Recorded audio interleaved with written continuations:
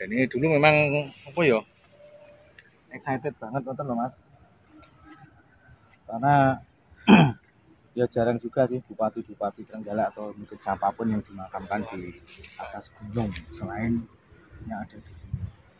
Dan pertanyaan berikutnya, kenapa ya bupati Trenggalek sing awal-awal kok dimakamkan di atas gunung selayaknya orang-orang yang apa ya dianggap suci atau apa, itu kan biasanya di atas gunung gitu.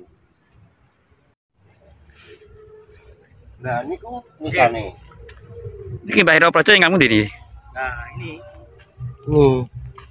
Mereka Binatang. tanda apa nih Mbak Sinu?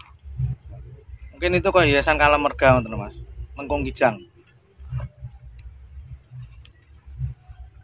Coba Mbak. Wah.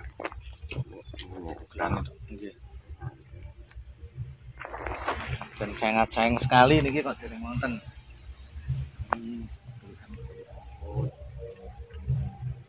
Tapi yang jelas kalau utara putih. Mereka. Oh gitu. Ada seperti apa ya? Semacam ya bukan teori sih, tapi kecenderungan makam tertua itu dimana kita bisa mendapati tatkala di atas gunung itu yang mana, berarti yang makam tertua itu adalah yang sebelah sana. Gitu. Sebelah meriki terus arah gitu. Jadi kok saya bisa boleh katakan yang termudah, soalnya kalau dalam tata urutan ya bukan sebuah teori, tapi kayak kecenderungan dari temuan-temuan arkeologi itu memang seperti itu. Yang sebelah utara kanan itu adalah yang paling tua, kemudian diambil yang kiri. Itu kita bisa analogikan ketika di Troloyo, dan kita bisa menunjukkan di makam Purno Panggul itu juga yang paling tertua adalah yang bagian utara sebelah kanan. Oke, diendangin nih, mereka kita lagi. Nah, itu. Terus kemudian di lingkup seperti ini, kayaknya ini adalah makam daripada orang terpandang. Nah, diduga adalah Bupati Hero Projo. Kenapa bisa diduga? Ya kita ambilnya adalah sisi mana dulu, nah seperti itu. Kalau sisi historis memang kalau tidak ada nisan berarti ya masih belum bisa dikatakan. Tapi kalau di sisi yang lain menunjukkan, entah itu kan kita comparekan dengan wawancara, dengan apa dan sebagainya, nah itu boleh jadi kita bisa mengambil kesimpulan ini adalah makam Bupati Hero Projo. Nah ini silsilah nopo? Saya bangga kayak sing guys silsilah siapa dulu? Itu ditunjukkan dengan makam yang ukurannya tidak biasa. Biasanya makam panjang atau mungkin makam besar atau mungkin makam yang seperti apa.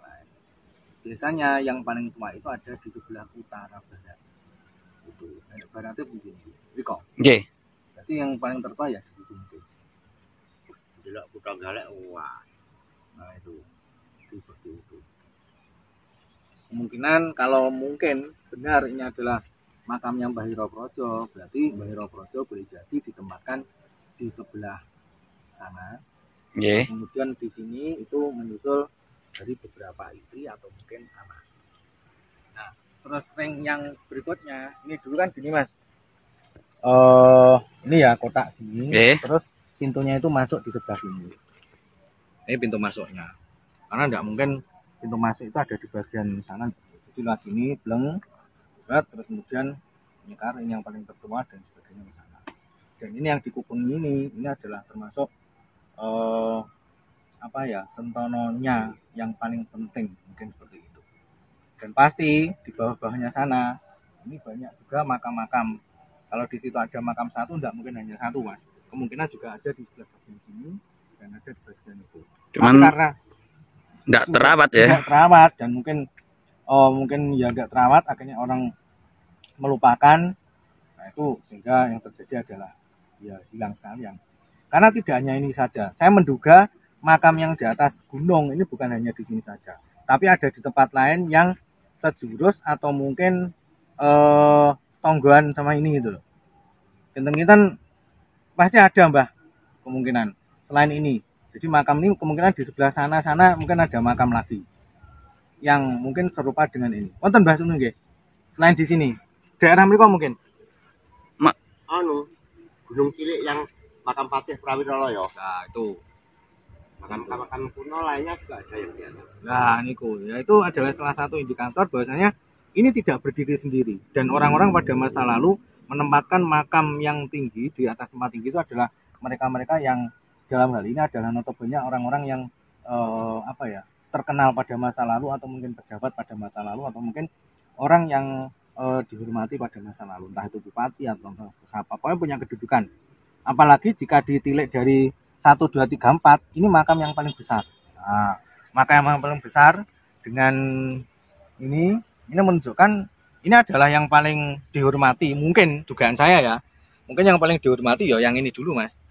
Ini. Terus pasti ada penanda, nisannya itu ada. Bukan ini. Saya menduga nisan bukan ini. Yang pasti bukan ini. Tapi mungkin ada bentuk lain dalam ini adalah berasal dari batu biasa. breksik, ya batuan breksi, sama juga dengan yang ada di sana itu Mbah Potrojo itu ada breksi juga. Kemungkinan ini nisannya breksi. Kalau ini nisannya mungkin nisan seperti ini kok saja ya kok gimana ya? Karena yang dimakamkan ini di beliaunya atau keluarganya punya pengharapan untuk dikenang atau mungkin untuk di situ ada formula huruf Arab atau bahasa Arab dan sebagainya atau mungkin doa-doa kalimat-kalimat tauhid atau apa. Ini terlalu sederhana Mas nggih. Ya, saya menduga kenapa ini bukan asli karena ya terlalu sederhana bentuknya. Enggak mungkin lah seorang tokoh besar megur makamnya Foto. ini boto di deke, enggak mungkin. Dan ini adalah mungkin dulu unsur bangunan. Entah itu unsur bangunan candi atau unsur bangunan apa, nah itu yang kita belum tahu. Dan pasti ini berasal bukan dari areal sini, tapi dibawa dari bawah ke naik ke atas. Ini. Kalau ini berasal dari sini, sebarannya batu bukannya ini tok Mas, banyak. Itu. Dimungkinkan diduga kuat ini bawa dari bawah. Itu. Karena hal seperti itu ya juga dimanapun ada. Itu. Kecuali untuk batu bata dan sebagainya itu memang ya kalau zaman semono seperti itu. Kurang besar. Ya, dan ini batu bata ini memang dibikin ini untuk ngamping-ngampingi yang ada di areal makam ini dan bahasa itu karena ya wis ya nampa meleh ya mungkin ya diduga kuat longsor juga. Nah kita bisa tahu Mas ini dulu kan kayak seperti ini tapi kenapa di situ akhirnya tertutup juga mungkinan adalah longsoran dari atas ke bawah. Nah, longsoran dari sana menutup ini akhirnya nampak tembok cara ini tembok betul nonton halah ukut mriki munan habis hilang sudah. Jadi seperti itu unik memang. Ini cara urutane bupati kepinten Pak nih? Wis ngono perkiraane. Nah, kula mboten Sak bibare Kanjeng Jimat. nggih Sak bibare Kanjeng Jimat Margoayu niku. Nggih. Sebelum Bupati sapa jenenge? Mbah Purbanegara. Iya. Ya itu ketoke rong strip sebelum Bupati Purbanegara. Kemungkinan loh ya, saya juga nggak tahu ininya ya sumber-sumbernya. Kalau yang Sureng Rono itu kan jelas-jelas sebelum Kanjeng Jimat karena beliaunya yang Jayanegara itu yang Sumatera kan 1743. Terus sementara Giyanti sendiri 1755. Setelah yang Sumatera digantikan oleh yang Jayanegara. Setelah yang Jayanegara waktu perjanjian Giyanti yang Sureng Rono itu menolak perjanjian mengakui pemecahan Solo Jogja itu. Akhirnya beliau dieksekusi oleh Belanda. Dan setelah itu kita digabungkan Tulungagung. Setelah bergabung dengan Tulungagung yang Mangundirono, setelah itu Mangunegara 1, Mangunegara 2, Kanjeng Jimat itu setelahnya baru kemungkinan ini. Setelah Kanjeng Jimat. Nggih. Pripun iki ziarah rumiyin? Nggih. Monggo ziarah rumiyin.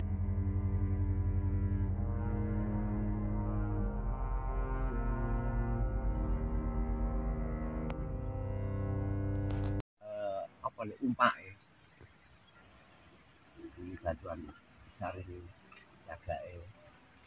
Berarti rumiyin wonten cungkupe ngoten berarti. Ada cungkupnya dulu. Untuk Pemakan usia. ukuran orang besar ya sederhana banget nih, Mbah. Cungkupe niki kaya sederhana. Dadi ngene Mas ya. Kotak iki mubeng kotak ini ya. Iya. Kira-kira dhuwure nggih sak menten. Heeh. Terus teng pojokan iki wonten kayu. Nyangga ngeten. Iya. Kayu terus ngeten. Nggih, namung ngaten. Nggih, amun niku tok. Ada kelas adipati loh iki. Enggak berkelas Iya. ya wis menten niku. Wis cungkup-cungkup makam umum ngaten. Kamu umum berarti gitu. Jadi, nah niku pun baris terakhir niku sing dhuwur niku. Itu botol susunan terakhir. Lah pojokannya di atas ada kayu berdiri 4 1 2 3 4. Nggih. Terus di atas ini ada iup-iupan ngeten. Enggak. Genteng. Nggih. Bentuke iup-iupane niku kaya jadi rene sret terus bandare ngono ta. Jadi ada. Niki itu. Bentuke kayak apa ya? Limas ya. Ngeten sret terus mriko terus ngeten. sederhana makam. Oke. Dan memang apa ya juga dibikin disingkarkan di sini supaya anak-anak buah apa ya supaya tidak ada orang menziarahi dan orang cenderung untuk melupakan ini karena ditakutkan beliau ini punya seperti pendukung yang banyak dan akan mengganggu stabilitas yang musuhnya ini Lawan politik. Terutama ya Belanda Mas ya. kemungkinan seperti itu.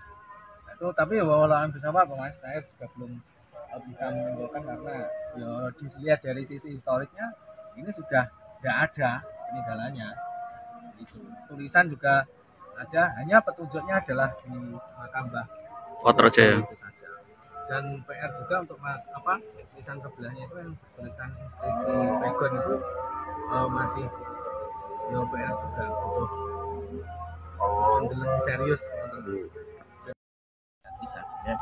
Terus akhirnya gabung Tulungagung, Mangunegoro 1, ya dah. Mangunegoro 1, baru Mangunegoro 2 ada di sana. Mangunegoro 1 kan ikut Tulungagung. Niku ngenten pas. Soalnya cucune niku pendukung Diponegoro berarti kan gitu. Berarti rane niku nggih sureng rononan niku. Biasa. Jadi zaman-zaman itu dan memang pencarian jejak para bupatinya morat marit. Kan ketemu awal 1743 Sumba Tuno 1743 sampai 1748 kalau tidak salah itu ganti Jayanegara 48 sampai 53 atau 52 itu Sureng Rono menolak perjanjian Giyanti tapi tetap dilaksanakan terus akhirnya kemungkinan diganti ini tunjuk ini jadi ini sudah memang Solo yang jelas Terus niki anti Belanda pisan, singkirne pisan. iya ada lawan politik.